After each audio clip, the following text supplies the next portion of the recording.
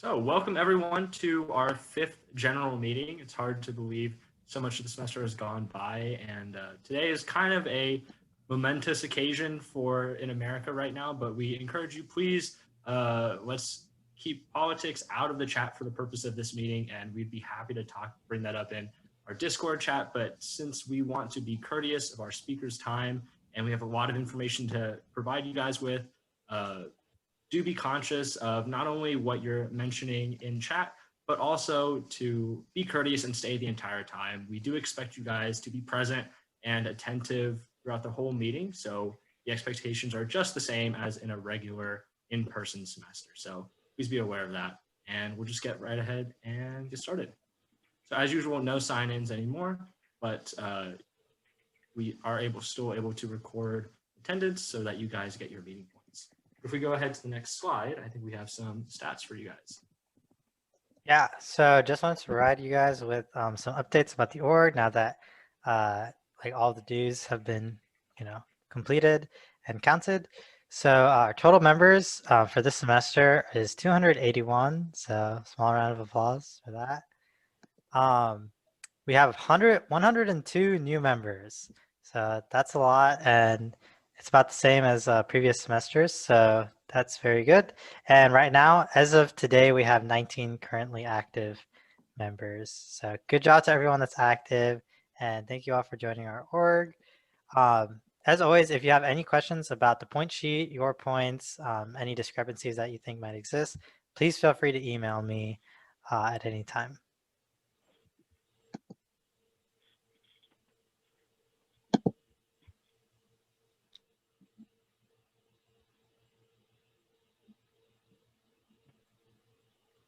Right, and just to kind of rehash, we've mentioned it before, but we do have these dedicated channels for communication and providing you guys information like on YouTube and Instagram as well. So if you haven't already, please be sure you're connected with us on all of those platforms so that you can get the most recent and exciting new updates. Yeah, and so just something to let y'all know, you can find the password to the member resources on Discord. So just go to the Enter Commands channel. I'd highly recommend checking out member resources. We have a lot of tips for like outside volunteering, general meeting slides, the doctor directory, MCAT guides. So yeah, you can check that out.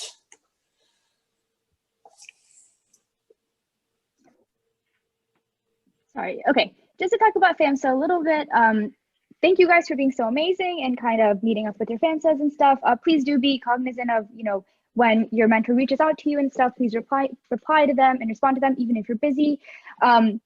Just a couple reminders, all the relevant forms that you need are on the members page or under the Discord group, excuse me. The last day for FAMSA meetups to count is currently December 9th. That's kind of subject to change, but that's what it is right now. The FAMSA that is in the lead currently is Garrett's FAMSA. So that's awesome. Good job, you guys. But there's still kind of chance for your FAMSA to get in the lead because November is double points month. Hopefully that will be more of an incentive for you guys to meet up with your FAMSAs more. And yeah, remember that at the end of the semester, the winning FAMSA does get kind of like a special treat. So keep that in mind. But yeah.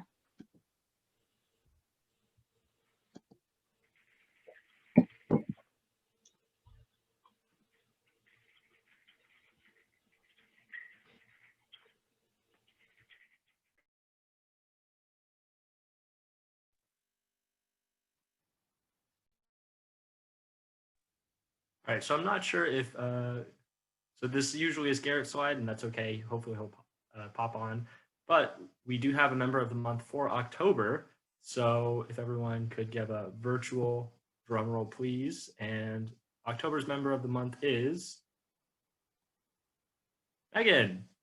So congratulations, Megan has been a fantastic member so far, attending a lot of events that I've seen her at, and all around great member, and hopefully that inspires you to continue participating in AMSA events and inspires everyone else to follow in her footsteps. But great job, and as usual, we will have some merch for you, as well as the opportunity for you to sign our white coat, AMSA white coat. So congratulations again.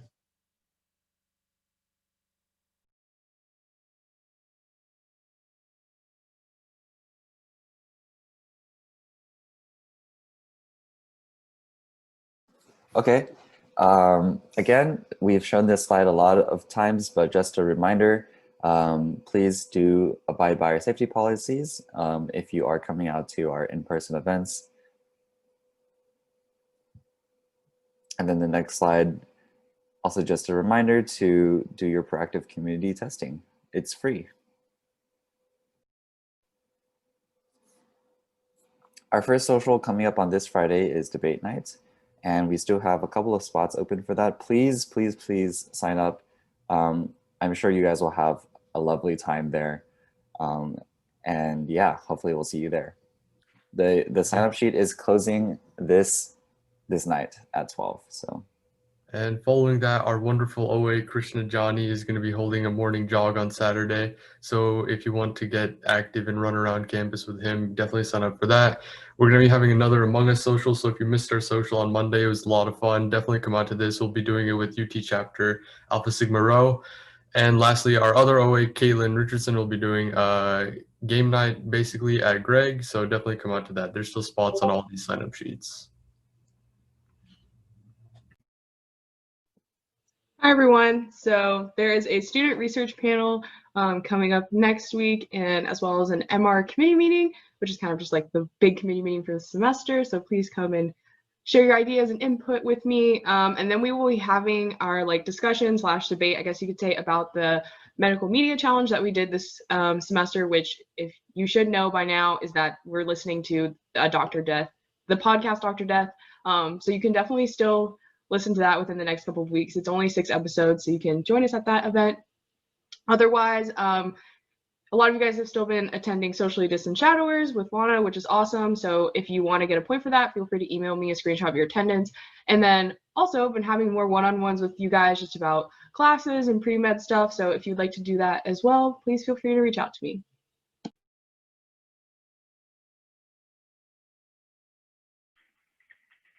All right. So we have a lot planned for the coming weeks in volunteering. Coming up actually tomorrow is CTFB, and we still have a couple of spots open. So if you're willing to come out and help us sort food and just help the awesome community, I think CTFB is one of our better events and safer events this year. And so, yeah, if you can come, please do. In addition to that, we have our adult children's recording session. And if you're virtual, this is a great opportunity for you guys to get those last few volunteering points. Coming up on the 9th is UT Farm Stand Gardening, which Joyce is going to run. And we're looking forward to that, since we'll be outside, the weather's going to be great, and hopefully we'll have a good time. Yep. We also have virtual Thanksgiving holiday cards coming up on the 12th, and Peace Park volunteering on the 14th. Virtual holiday cards are work well for those of you at home, and then Peace Park volunteering is for in-person. Resources recap, once again, we have clinical volunteering database and the non-clinical and virtual volunteering database. But one thing I wanted to mention is that for the recording sessions, you don't get points for attending the session itself. You get points once you submit the video for adult children. So each video you participate in gets you 2 points. So that's a really good opportunity for you guys. So I have another makeup meeting on the 12th in case you missed. Well, clearly all of you guys are here for this one, but if you want another meeting point, you can come out to that. They're every other Thursday. And then if you're interested in buying old merch, you can check out the AMSA merch store. And then if you still haven't gotten your shirt and you really, really want it and you're on campus, you can feel free to contact me directly and we can figure something out. And then lastly, please be sure to check out our social media. That's where a lot of our updates are sent out, and you can get easy points through that. And then be sure to look at our GM videos on our AMSA YouTube channel. All right, so we got 3 upcoming events in November. One is Donate a Photo, which is an easy way to get your fundraising points when you still need them. Very similar point guidelines to the social media campaign, where if you donate 3 photos, it'll be 3 fundraising points, and 5 is 2 fundraising points, which will be outlined and shown on the calendar and the events sign-up sheet for more clarification. And we have 2 AMSA fundraisers going on also, which is the Chipotle Profit Share and the Alumni Raffle Hangout. So with the Alumni Raffle Hangout, we're inviting some alumni to talk about their experience whether they're in med school or they're taking a gap year or what else they're doing. Just come and hang out with us, play some games, and we're going to have like a fun raffle at the end of the event.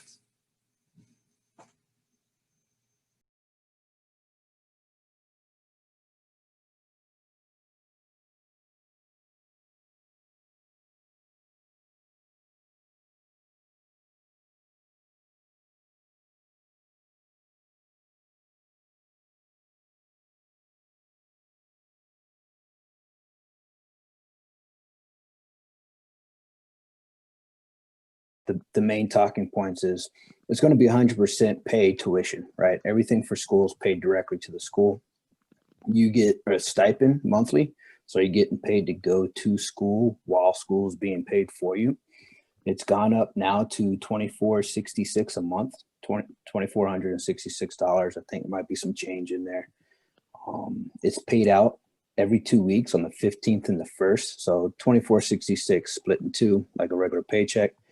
And then there's a $20,000 bonus that's also associated with it if you decide to sign up for it. And if you talk to me about it, I will persuade you to sign for it because it's pretty much free money. After your first 2 months on stipend, you then get a one lump sum of the 20 grand. It's taxed at 28%, so it's really like 14.4. But either way, it's another 14 grand that you didn't have that can also help supplement some expenses while you're in school. The payback really is a year for year on scholarship. So for 4 years worth of scholarship, you pay back the Army 4 years of active duty service. In return, you have 300 some thousand plus dollars worth of school paid for, right? So then at that point, the only thing you might have is your undergrad debt that you're going through right now. You'd match into an Army residency, right? So your chances of getting your first choice match rate is higher via the Army versus the civilian side, because at that point you're not competing with as many civilians for a residency that you would on the Army side. You do your residency, 4 years, 5 years, whichever one you match into. If the residency is longer than your scholarship, you owe the time of the residency back, right? So say if you match into a 5 year residency, your payback time would then be the 5 years, right? Residency, and then after your residency, you would then go on to your duty station and start back your payback time of the 4 years, 5 years, however many times, whatever you ended up with. That in a nutshell is pretty much the scholarship, right? The requirements: minimum 3.2 GPA in your undergrad, 500 MCAT with line scores of 124 or higher, and having applied to med school. Those are the three requirements. And then US citizen as well. So that's the basic little nutshell of how the program works. And if y'all want to contact me individually, our emails, I can share the email address as well. Carissa has it, so if she wants to push it out to you guys, we can start a dialogue on the side outside of this as well. And I have a bunch of PDFs. Another thing gives you all the basics that I just said, and then an actual nice 35 page PowerPoint that the OTSG has put together. It gives you a good rundown of the different residencies, the locations of the training hospitals, and stuff like that, and how the med corps works. So now we would like to introduce our guest speaker for the evening, which, going to the next slide, is Dr. Schrader. So please everyone give a virtual warm welcome to him, and I'll hand it over to him. All right, hey, thanks everybody. So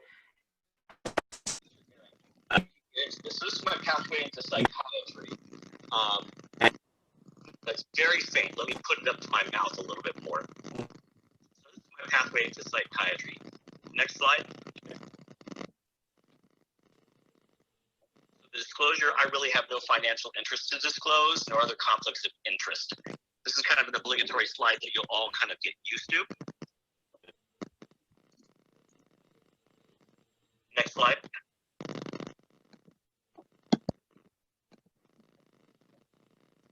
And for those that are overly neurotic, I'm going to cover kind of my pathway into medicine, provide an overview to psychiatry, what to expect in a psychiatric residency, And then along the way, I'm also going to provide some unique cases that I've seen in my military psychiatry career. Next slide. So we all have an internal self-image, and when I got into psychiatry, I kind of figured that I wanted to be ruggedly handsome with a beard, more towards Freud, but a little bit more padded bank account. And Jude Law, in his most recent movie with as Dumbledore and Harry Potter, kind of epitomizes the look that I was going to in life. Can you hit the next slide, please? And this is really how I am. So this was taken actually from my computer at work as I'm going into a credentials committee meeting at about 5 in the afternoon, and I'm under caffeinated. Next slide. And that's how my kids view me. I've got 5, ranging from 16 all the way down to 2.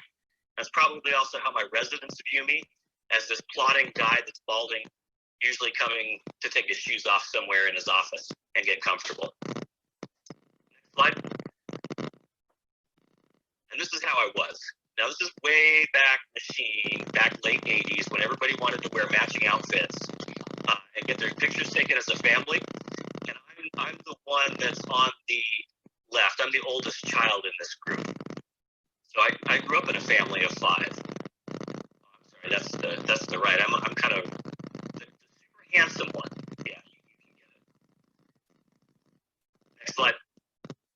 And you really kind of, for my personal career, I've taken a circuitous path to get into the position that I'm in. I actually enlisted in the Army, and I came in as a private, the lowest rank that you can get. Did my basic training at Fort Jackson in Georgia, and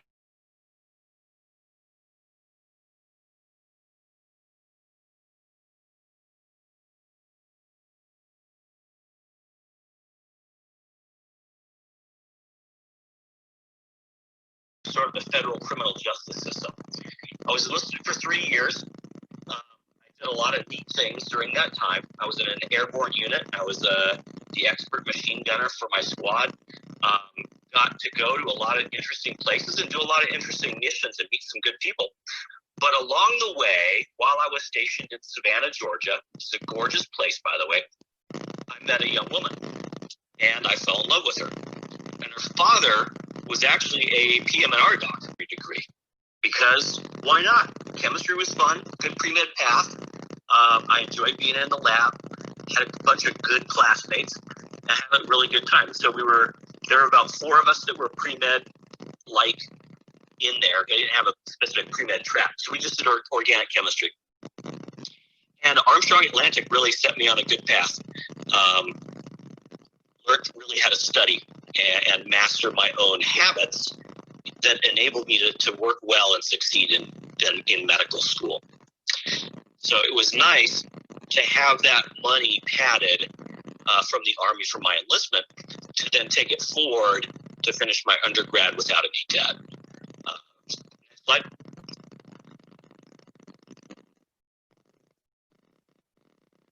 So that's what I wanted to be. Not as cool as these guys in scrubs, but I knew that I wanted to be in some way in the hospital. And my original thought was actually to go into internal medicine or surgery. And I really enjoyed the interventions that you could provide in helping somebody to get past a disease or an illness and help them regain function. Next slide, please. So I got to my second pivot point. I completed my undergraduate. I compiled all the paperwork. I did all the applications. And the first 2 interviews that I actually got back were on my short list of where I wanted to go. So I went and interviewed at Emory, and I went and interviewed at Uniformed Services University. And so the decision was, do I serve in healthcare setting in a civilian environment, or do I continue to go back into the service and sort of sell my soul a second time and go to the Uniformed Services University and get a medical degree there? And I got acceptance letters back a few days after interviewing at both places. And I really had to sit down and think hard to myself where I wanted to be in like 5 to 7 years as I completed my payback. One way, if I'd gone to Emory, I certainly would have had a lot of potential debt. I could have done the HPSP scholarship, which is one of those government scholarships that pays you, and you pay back the years owed. Or I could go to Uniformed Services University and get paid to go to medical school, have full healthcare benefits and all that. And ultimately, for me at the time, I had a young family. I had my first child, so little Sarah Lynn was age 2. And I thought to myself, hey, healthcare is great, love it. Let me go back into the Army. And so I went back in and was accepted at Uniformed Services University of the Health Sciences, which ultimately was a nice place to be. Next slide. So a little family history has helped me actually in my decision. This is a photo of my grandfather on my mom's side. Grandpa Jack Nash was an officer in the United States Army. This is on Omaha Beach after they landed and had set up the first hospital. So everything was a little bit more secure. There was no active gunfire, and he decided he wanted to take a swim after they'd set up the hospital and were receiving wounded back. So yeah, Grandpa Nash was in World War II in his underwear on the beaches of, beach in Omaha, and they took his picture. He was actually a pharmacist. He was the sole pharmacist for that field hospital at the time. And so growing up, we'd always go to his house, and I'd always check out those big bottles, those big brown bottles with the printed labels in the back where he'd compound his own he'd compound his own pills. And so I had this family history of service. I also had a family history of some involvement in medicine. And the more I learned about my own family, the more the desire grew to retain my time in service as a healthcare professional. Next slide.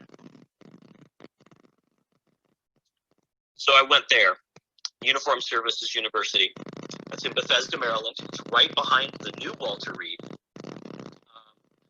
And whoever designs that took it's an homage to a brick, but it's very sturdy. And I received a lot of good education there. I really enjoyed my time there and met a lot of good friends that I actually still keep in contact with today because we're still serving together in the Army, or some are still in the Air Force or Navy. Yeah, right. Yeah, it's the same person, same architect who built the PCL. Yeah, a lot of these buildings came out at about the same time because you'll see it at Walter Reed too. Next slide. So after the 4 years there, we were actually living up in Germantown, Maryland, and I thought to myself, well, I really don't want to move, and the DC area is really neat. So I'll go to this other large building just down the street in Washington, DC. And this was the intermediate Walter Reed. The old Walter Reed was actually a cantonment hospital on the grounds, a really pretty old brick structure. But this cement monstrosity was the Walter Reed where I did my residency for 4 years in psychiatry. The cherry blossoms are gorgeous, and I actually took this from Getty Images just because of that. All those trees still exist. The grounds are still really nice. But this is what I remember. I actually parked in the back of the hospital when it was dark, and I left when it was dark. So we didn't get to see much sunlight. Next slide, please. While I was in residency, really my last year of medical school, and then through my 4 years of residency, it was the height of the influx of the war wounded from both Afghanistan and Iraq. Every bed was filled. Living through that time was odd, especially as a psychiatry resident or an intern, because our schedule for training was shifted to support the wounded that we had. So one of the cases that I'll review was actually like my first block rotation as an intern. It was actually a really intriguing case to me. But what you're seeing here is an IED detonation, or an improvised explosive device. This was actually taken by a squad mate who was out on patrol in Afghanistan. So they were actually blowing up a device that they found. So we heard this all the time in Afghanistan. They would blow stuff up all around us. Unfortunately, my first case that I'm going to review got hit by one of these after running across a tripwire. And if you can go to the next slide. So this is our interesting case interlude, right? So I'm in my intern year. All of our med rotations were mixed med surge, right? So we had mixed floors. Everybody was taking care of any wounded they had. My patient panel would normally, my individual patient panel would normally range anywhere from 7 to 8 cases on an inpatient med surge ward. And we usually had about 20 plus cases per team. We normally, across that time, did 6 months of med. That's not typical in normal psychiatry residencies. It's just at that time, that's what we had to do. So I did 2 ICU, SICU blocks. I did 3 inpatient ward blocks and 1 outpatient block. And then we also did additional neurotrauma. So the young man that I saw was actually a 23-year-old male active duty Army. He was a specialist. He had come to us about 5 days earlier with bilateral traumatic above the amputations and a left below elbow traumatic amputation. He also had additional shrapnel to groin, abdomen, neck, and upper arms. And so he'd suffered a lot of disfiguring injuries. He was still pretty out of it. So he would come around and be able to answer and interact appropriately. He wasn't kind of only responding to noxious stimuli, but it was a little difficult to get a response from him. The case that I've got, I was seeing him at 4 a.m. Our early rounds. He was 5 days post-injury and 1 day after his first revision. And he had been noted to have some increased pelvic pain overnight by the nursing staff. So I took down all his dressings, noted increased inflammation, coloration, and crepitus across his groin, and actually made the diagnosis there of Fournier's gangrene, called the surgical team, and they got him in the OR about 30 minutes later. So even though we take a path in psychiatry as a subspecialty of medicine, it became apparent that I was never going to forget the roots of medicine and where we came from. I think that's always important. Even though as a psychiatrist, you may be limited in your office to seeing people with brain disorders or illnesses associated with behaviors or maladaptive behaviors over time, you always want to be able to rely on that medical knowledge that you've gained across those 4 years of medical school. And to be quite honest, as a military psychiatrist, I've used those experiences quite frequently and quite often. So that's my interesting case number 1. Next slide, please. A typical psychiatry residency, once you get in, is set up according to ACGME guidelines. And each specialty in medicine actually has a number of rotations per year that they have to do. Neurology's got it, family medicine's got it, emergency medicine's got it, psychiatry's no different, right? So every residency you go to, you're going to have a core component of a certain number and type of rotations. Everything else can be electives, all right? So the typical psych residency that you're going to come across anywhere, these are the basics that you're always going to get. You've got to have a minimum of 4, maximum of 6 medicine months. They can be inpatient or outpatient. In the military, I favor a little bit more inpatient just because we have to have that solid knowledge base. You got to have 1 neuro, at least in PGY 1 or 2 years.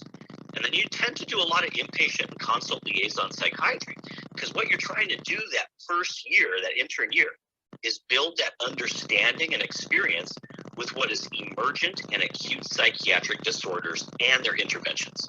Okay. When you roll into the PGY 2 year, you usually take a step up and you're controlling the teams. You have additional neuro, you have some addictions, you have a geriatrics. That's where you get into the psychiatric subspecialties with child and adolescent psychiatry or CAP psychiatry.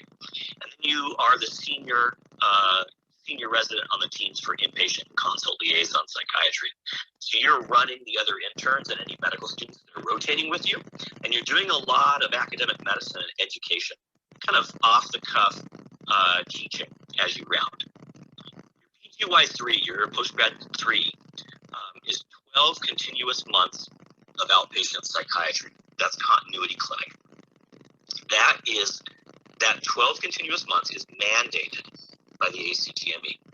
Doesn't have to occur in the PGY 3-year, but it always has to be continuous, and it always has to be 12 months. So it just fits best in your 3rd year of psychiatry residency, and that's where the vast majority of these residencies are going to place it. And then in your PGY 4-year, you have a few inpatient and consult months. You usually have some continuity clinic coming out of your longer-term patients from PGY 3-year, and then you usually have a lot of electives to play with as you get ready for the boards and for graduation. You hit the next slide, please. How that differs from a military psychiatry residency. Well, I'm a program director for the psychiatry residency here at Fort Hood. I was associate program director at Tripler Army Medical Center in Honolulu, Hawaii. And the way we usually set it up at militarily is we have less electives. We're a little bit more rigid. Because what I need my new psychiatrists to know is a certain skill set that when they graduate, they can operate in a wide variety of settings. So PGY 1 year, we add in more addictions rotation, and neuro is usually always trauma focused. All right, and we focus our therapy on teaching therapy 1st year on motivational interviewing and supportive psychotherapy. These are like foundational skills.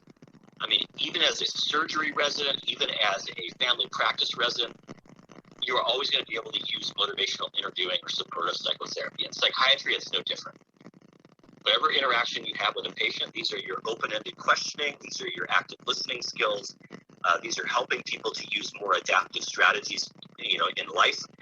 And so that's our therapeutic focus in learning. PGY 2 year, I added rotations in sleep medicine, pain management, and another neuro and addictions. And then on top of that, we do all those other geriatrics, addictions, all the other ones, right? CAPS. So PGY 2 year is the same in every other regard. And our therapy focus is cognitive behavioral therapy. And that includes the sleep, right? So CBTI, cognitive behavioral therapy for insomnia, and sleep restriction therapy. And those are the gold standards, by the way, from the American Academy of Sleep Medicine Physicians. PGY 3 year, outpatient clinic, just the same, although we do highlight a lot of forensics works in the military because we have a lot of specific and court-ordered exams that we need to do as soon as we graduate. Therapy focus there is group and time-limited and long-term psychodynamics. And then your PGY 4 year, where in the civilian environment you might have a lot of electives, here we actually do a lot of community-based military clinics, command consultations, and population-based mental health modeling. So you're really taking a step back and looking at communities both as individuals in clinic and how you can influence healthcare in the behavioral healthcare setting over time for an entire base, an entire big population, hundreds of thousands and more. We also run people through additional neuro addictions, consult liaison, and inpatient, so that when you graduate a military psychiatry residency program, you can go and operate in any field or subspecialty. Next slide. All right, so interesting case number 2. So this was actually my first job out of residency. So I'm the interesting case in this one because it is very unusual that this happens. So you're getting done with your residency program and you start to look for a job. And in the military, it's no different. We have our overarching consultant to the Office of the Surgeon General, and he kind of tells the Surgeon General where he wants to put everybody. So he always comes around to you in your 4th year of residency. He says, well, have you given any thought to where you want to go? And so I told him, well, send me to El Paso, Texas, or send me to Fort Sill, Oklahoma. And his eyes got big, and he said, are you kidding me, right? And I said, no, I want to kind of get out there. I want to experience what it's like to be a psychiatrist, and I want to treat people in the trenches. It's an underserved population. And so I went to Fort Sill, Oklahoma, which is home of the Field Artillery and Air Defense. And as a new staff psychiatrist, I in-process post, and I get called to the office of the hospital CEO. So she runs everything medical for Fort Sill. And I go in with the chief medical officer, and I'm asked to take over the Department of Behavioral Health. So then I would be the department chair right out of residency. So then I was put in place, and I had 5 clinics and 93 employees. And I thought to myself, wow, now I need to consolidate my own skill set too. So the diagnosis there was, I'm not really that qualified, and somebody mistook me for it. And my plan was, yeah, it is crazy. I better get qualified. And so here's a key thing. You're never alone, right? I got on the phone and I called my colleagues and I said, where do I go to learn this stuff? And I asked other directors and department chairs for their advice. I built a really good cohesive relationship with the hospital commander, AKA the hospital CEO. We worked together a lot. I listened a lot to my nurses and support staff too, because a lot of them had been there for the last 10 or 15 years, and they knew the system a lot more than me, who had just arrived from Washington, D.C. about a month ago. And I was also blessed with an amazing psychiatry technician. Thank you, Amanda Faring. I don't know if you are in the audience, but I hope you are for some reason. She enabled me, and she worked my panel so I could see patients. And so I would cram patients into my lunch blocks. I just loved seeing cases. And she made that happen. So I was very blessed to have her. One of the cases she handed me, though, was my interesting case number 3. So if you get the next slide, this is a good one. Now, this spawned my love for sleep medicine. So just know that there's a lot of sleep issues that predominate in the U.S. military, or in any military really, because we are bad about our shift work. If you go to war or to training, a lot of operations occur at night. That's when the enemy has bad night vision, we have better night vision. So we want to use that advantage, right? So we send our troops out a lot at night, and then they come home and try to re-regulate, and their circadian rhythms are all thrown off. Also, sleep issues are also comorbid with other mood trauma and anxiety diagnoses. So as psychiatrists, we see a lot of sleep issues. There's a wonderful psychiatry journal, American Journal of Psychiatry article in 2014, which highlighted just treating sleep issues alone reduces about 30 to 40% of symptomology in diagnosed anxiety disorder cases. So fixing sleep is very important, and it's a low-hanging fruit. So this young woman came to me. I tended to collect, by the way, as active duty military psychiatrists, the ones that fired their other providers. So they get to me, and I was like the last in the line. So she was a young 26-year-old active duty Army specialist, 5 years time in service and 2 combat deployments. She had a fall off a Bradley fighting vehicle that knocked her unconscious for a few minutes, but no peritraumatic amnesia. And she gets to me. She's going through a disability evaluation board for separation for medical reasons. And she says, Doc, my sleep meds aren't working. I need more sleep meds. And I look at her list, and I see she's on 800 milligrams of Seroquel every evening, which is a whopping dose, usually given to very severe schizophrenics. There's a lot of side effects, and it's very sedative. She's on 20 milligrams of Ambien every other night because she's only dosed 10 milligrams a night. And new guidelines by the FDA, of course, for all females, it's 5 milligrams max. So she's on 4 times the recommended dose of Ambien every other night. She's on a lot of Depakote, right, for her mood stability. She's taking Trazodone, which is sort of one of these other old school antidepressants that's very sedative.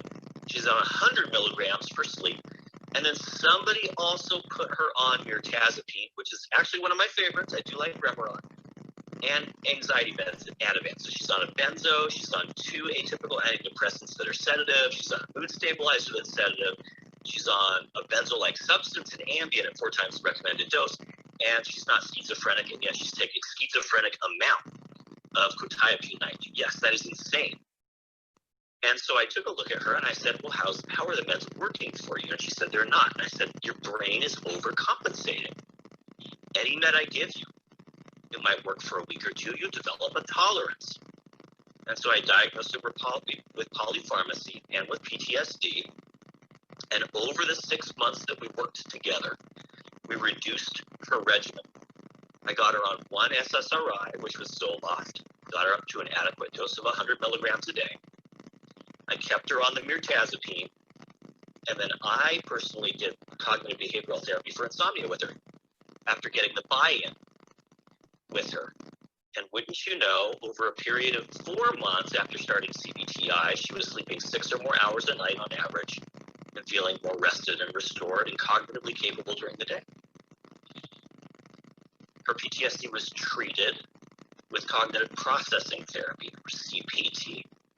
And so by the end of her 6 months of treatment there, she had significantly reduced symptomology. And so after that, she came back to me and said, why would anybody put me on this much medication? As psychiatrists, we will usually inherit people who congregate and they almost collect their medications. All right, they will keep themselves on medications because it's like a safety blanket to them. If my doc gives me meds, then my doc is worried about me and wants to help me. And sometimes we have to say no. We just have to learn to say it in the right way. And so we get that good doctor-patient relationship. And she had that with me, thankfully. And we developed that over time. And she was treated appropriately. And she was much better. So this was one of these cases that really drew me to, hey, it's med simplification. It's appropriate diagnosis. And we got to treat these sleep disorders not with meds, but with actual therapy that works. All right. So next slide, please. All right, for anybody that has seen these are interesting. These are 107 millimeter rockets. These were what the enemy would fire at us probably every other night while I was in Afghanistan, and usually multiple times throughout the day. They carry about 2.5 kilograms of high explosive in the warhead. While I was deployed, I was stationed in Afghanistan in a number of areas, but usually what I did was combat operations stress control. But first and foremost, if you remember back to my first interesting case where I was diagnosing Fournier's gangrene, unfortunately we had a couple nights where a number of these came in and hit a group of troops. Each time I was the closest physician. And so I took off my psychiatry hat and I put on my normal doctor hat and I ran and put tourniquets and direct pressure and everything else that was needed in that mass casualty event. Triage the cases and then medevac them, right, as more providers came in. So although you, in the civilian environment, you may not see explosive injuries, you will see very severe injuries in car accidents and other things. That can have a very profound effect on those we treat. So just recognize that the method of injury sustained is problematic, but also that at our roots, we are always a physician, not just our specialty. All right, next slide. All right, interesting case number 4. This is while I was deployed, all right? And this fostered my interest in addictions, actually, and led to me pursuing an addictions fellowship, which I love. I really enjoy addictions work, and honestly, OB-GYN addictions cases are my favorite patient population. So this was a case that I had about halfway through my tour of duty. We're on a flight line, which means that's where all the aircraft and helicopters would come in and land. And this soldier, this young soldier, was brought to me. He was a flight line fueler. So he would fuel the airplanes and everything. And his team had noticed that he'd had this altered mental status. It would come and go, usually last 30 to 60 minutes. And so they found him down, altered. They brought him to our emergency area. No pill packs, no Coracetin blisters, no diphenhydramine or Benadryl that he was taking. His bags got checked by his command. They didn't find any illicit substances. Full skin check, no puncture marks, no bite marks. We did have cobras in the area, so we wanted to be sure it wasn't a localized animal-induced toxidrome. His overall tox screen was negative that we do, true. And actually, he slowly cleared after about 30 minutes from arrival and regained full mental status. in looking at his presentation over time and getting more collateral, I initially had thought, you know what, this is an ingestion of some sort. And we nailed it down to huffing JP8. JP8 is jet fuel. And what he would do is he would hold it in his tin can over a flame and volumize it and then huff it. Yeah, great. I mean, he's not the brightest of individuals. He's trying to huff and volumize jet fuel over an open flame. But when you are an addict and you don't have anything else, you're going to use whatever you can find, right? So we observed him for recovery and we discharged him to command. There's really nothing to give medically, no medicines that can help huffing. It's all behavioral. And they placed him, from what I remember, on the literal poop detail. He would pull out all the canisters and be in charge of the trucks that would carry all of what we would call the black water or the refuse water to go get burned. So that's what he did with the rest of his tour of duty. But addicts in that population can be hard to work with because you always feel lied to. They come in with unusual presentations. But they're one of those populations that once you treat and gain benefit with and treat them chronically, it improves not only them and their life function, but it improves those around them. Because that's a dysfunction that spreads through family very quickly and causes a lot of heartache. So here at Fort Hood specifically, also around the country, we've actually seen a recent rise in vape-associated toxidromes. That's something that you might see in the future as well. We get a lot of unregulated vape additives. Within the last 2 weeks, I actually treated 3. One had a seizure. One had widely disseminated rhabdomyolysis and acute kidney injury. And the third had altered mentation and psychosis that lasted about 2.5 days. So our young guys and gals in the military do use substances. They work hard, and it's a frat-like barracks environment. So addictions is very prevalent. But that's the only case of huffing jet fuel that I've ever seen. All right, next slide. All right, so this is the final slide. I'm right at 7:30, so this is good. So what I've learned in my life so far. Well, I mean, the military's offered me a lot of nice things to do over time. Some of it's being told what to do, and I've taken that, and that's okay. But I've been able to do a lot, see a lot of different things. I have absolutely actually circumnavigated the globe. I thought I'd never do that in my life, and I did. I found that I absolutely love psychiatry, the study of the brain and human behavior, and being able to apply that in a clinical setting is just so interesting to me. And I've never woken up unhappy to go to work. And even with long days, it's just a new case will come in, an interesting case will come in, and it just sparks my love for it all again. So, and then teaching in academic medicine is something else I love. And I started small with that. Actually at Fort Sill, I noted that the physician's assistant rotators were rotating with therapists and not med providers. That's what they needed to see. So I took them under my wing, and that's how I actually started teaching medicine. And it grew from there. And now I'm a program director in a residency program, you know. So that's the next point. If you don't recognize or take opportunities for broadening your experiences, you limit your career flexibility. So for example, in psychiatry, there will be psychiatrists that are only outpatient psychiatry.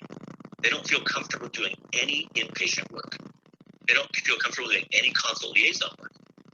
If you only do outpatient, you will limit yourself in your ability to be hired in different places that you might want to go. So just give some thought way down the road when you do go into psychiatry, if you choose to, about, or any aspect of medicine. Don't limit yourself just to a small subset of your chosen specialty. You want a broad base of experience that makes you very hireable. I recognize that military psychiatry has been good for me. It's been good training and good experience. But ultimately, I realize it's relationships that matter most. You know, ultimately, medicine is a job. It's a job I love. But ultimately, it's my spouse, my children, my family, my friends, that what matter most to me. And these relationships that we have over time are what ground us and keep us most stable. I can go ahead and answer questions. I got one here. How do you emotionally deal with your job and hearing about your patients' situations? That's part of psychiatric training, actually. That's why we have 4 years. And you get a lot of mentorship along the way. It's actually it's mandated by the ACTME that you get an hour with an academic mentor specifically for those reasons. So that academic mentor meets with, again, every psychiatry resident for those 4 years, at least an hour every week, in order to help build strength and resilience and understand what we would term transference and countertransference reactions in therapy. So how we emotionally deal with the stress. And it's sort of like anything. How does a trauma surgeon deal with that stress of seeing that day in and day out? Well, they build that resilience over time, but ultimately you can't just rely on yourself or you will burn out.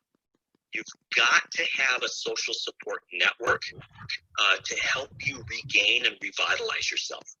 So you really have to work on your own wellness. And that's why wellness is so important right now in medicine. Let's see, next question. Did you feel hesitance at any time when you were asked to provide emergency care or anything outside of normal psychiatric duties? To be quite honest, I only thought about that afterwards. I think that's just my personality anyways. I tend to emotionally isolate if there's an emergency. That's how I've responded to most code blues. And then after the fact, I beat myself up about things that I forgot or maybe could have done better, or I think I could have done better. Sometimes we are our own worst enemies, and we need better feedback from those around us to help us regain our grounding. That's actually what happened with me each time. I had to go talk to my medics afterwards and talk through it with them and say, hey, could I have done anything different? When I hear from my medics who have been around the block multiple times, Doc, you did awesome. Don't change a thing. Okay, I got that. Thank you. So the camaraderie that I had with them helped me out a lot, but there was no hesitance at the time. It was just, there's a need, I need to respond. After the fact, there was a lot of questioning myself, but ultimately we got through that with kind of like that military brotherhood and camaraderie that we have. Let's see, case number 3. What steps do you do to prevent withdrawal symptoms after simplifying her regimen? Also, favorite place that you went to around the world. Okay, so typically if I'm dealing with someone, withdrawals are typically going to occur from benzodiazepines or benzo-like substances. And so typically what I do is I actually switch them over to a longer acting benzodiazepine at approximately 75% of the equivalent dose. So for example, she was taking Ativan, quote unquote PRN. She was taking it 3 times a day really. And she had the 20 milligrams of Ambien. So normally what would happen there is I would come back and I would switch her over to chlordiazepine epoxide, Librium, or I would switch her over to Valium. Really long half-life, 30 to 100 hours, right?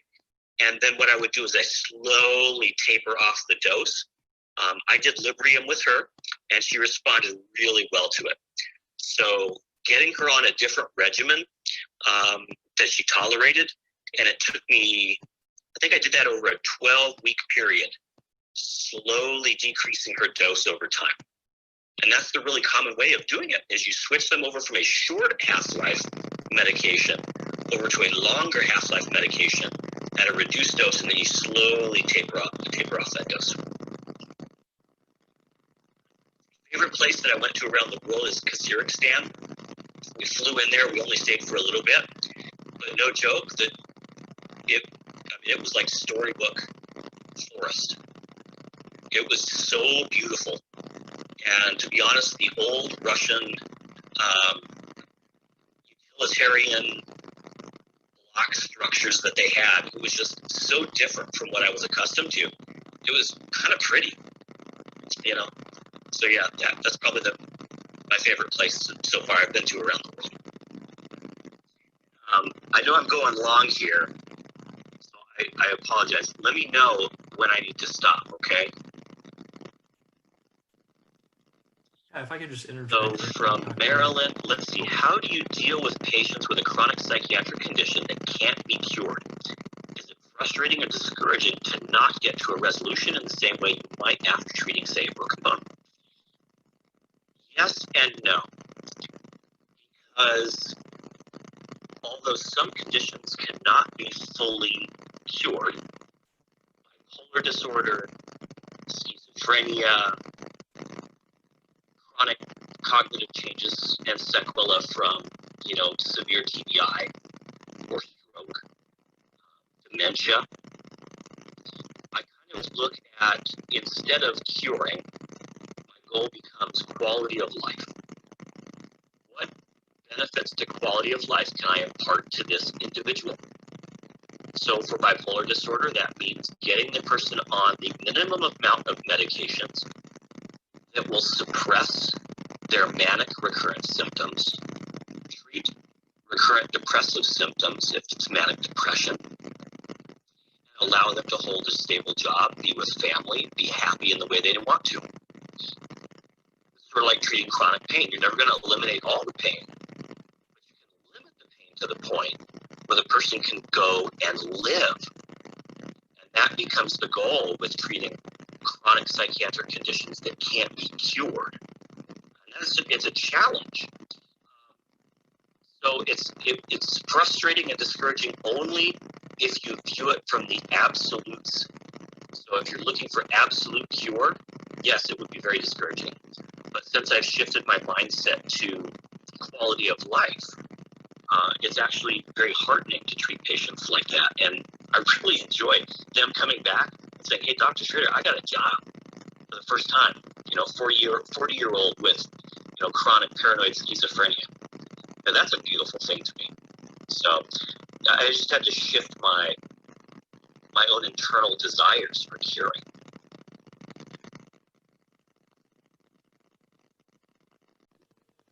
If we don't have any more questions, yeah, everyone is free to go. And again, thank you so much, Dr. Schrader, for your time. I don't know if you can see the chat, but a lot of people are saying thank you as well. So we really, really appreciate you being here. Yeah, very, very glad to be here. Thank you so much for having me. I wish you all very well. And honestly, if there's anything else I could do to you, if you have questions or concerns or just questions further about psychiatry, it's my job as program director to help people learn about psychiatry. So please feel free to reach out to me anytime you need.